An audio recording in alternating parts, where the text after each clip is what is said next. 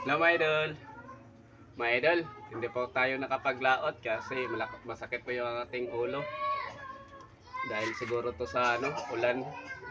Yung naglimas ako ng bangka ko kasi malakas yung ulan tapos naligo ako hating gabi. Kaya bumili lang ako ng isda mga idol. Oh. Ito. Hindi to fresh mga idol. May na to, may asin na to, nilagay na sa asin. Pero ang dami na mga idol, oh. Nagkakalagang 20 pesos lang po ito mga idol. Kaya lagyan to natin ng malunggay mga idol. Ayos to pang ulam natin. Ito, ayun. Lagyan natin to dito, ating hugasan para makuha din yung maalat na asin. Yan. Ito mga idol, oh, may malunggay. Lagyan na to pang ulam. Yan, shout out sa inyo dyan. Mga idol, may ulam ba kayo dyan?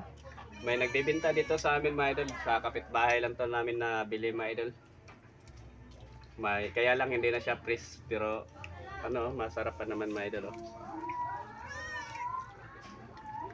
Tutuin na lang natin. At hugasan para makuha yung asin na maalat siya. Yan, shout out sa inyo dyan mga idol. Maraming salamat sa panonood yun ng aking video sa paglaot kasi hindi pa tayo nakapaglaot kasi masakit pa ang ating ulo.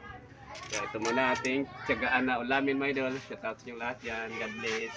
Ingat po kayo palagi mga idol. Bye bye.